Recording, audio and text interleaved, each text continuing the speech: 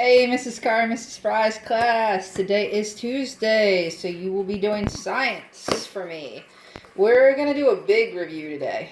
Everything we've learned the last few weeks about the Earth, Sun, and Moon. So, little vocab review. You could probably do this with me by now, but no spinning basketballs in the house. Only I'm allowed to do that. I'm talking to you, Chase. Anyway, let's get to it.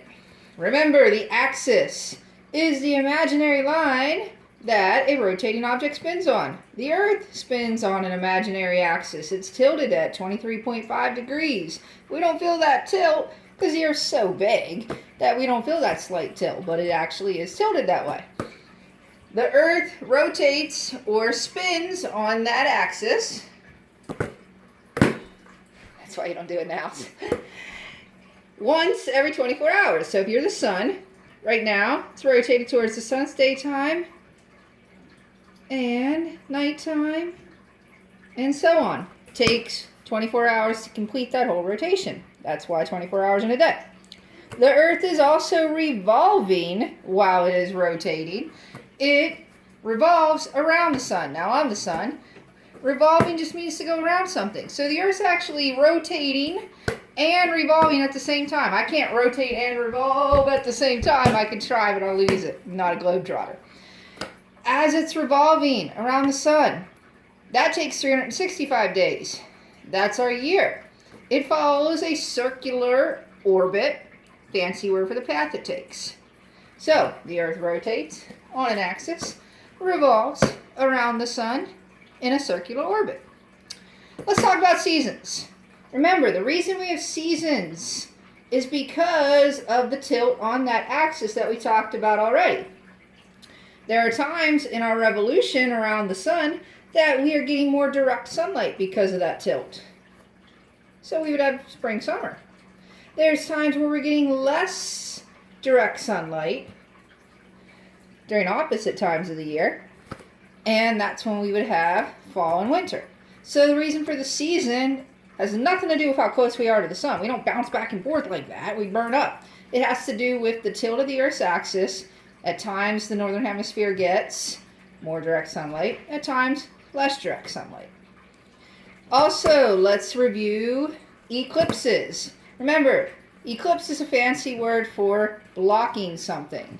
So when I say lunar eclipse, that means that the moon is getting blocked.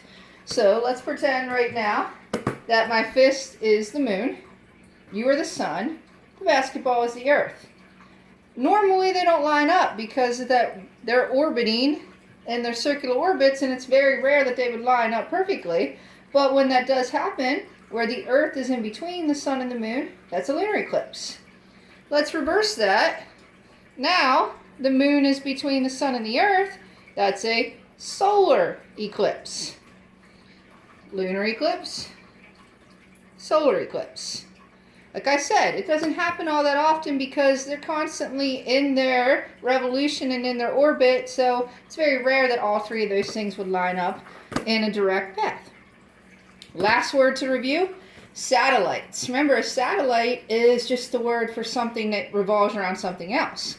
So the Earth is a satellite of the sun, every planet is, and the moon is a satellite of the Earth. Those are natural satellites. There's also artificial satellites that we have up revolving in space right now that we use to bounce signals for a lot of things like GPS systems, satellite radio, satellite dish TV, cell phone usage. So we use artificial satellites as well. That's about all for this morning. Make sure you visit the classwork tab, go to today's date, and find the science slides. It's all review slides today. So look at them carefully. Look at them 2 or 3 times if you have to. It's not going to take you very long to go through your review slides, but make sure you understand that vocab. Then you're going to take a quick quiz. Click on the link. I think it's 11 or 12 questions. Just record your score on the Google Doc. Do the best you can. As long as you try and you record your score, you're going to get full credit for the day. But I want you to try your hardest on that after you review the vocab. You have 2 special activities today. Phys Ed and music, so visit their class pages as well. And let's leave our, I almost forgot, don't forget to do Mrs. Fry's social studies assignments. Can't believe I forgot that. Sorry, Mrs. Fry. Let's leave our morning message today with a quote. Famous political leader Nelson Mandela once said, "Education is the most powerful weapon which you can use to change the world."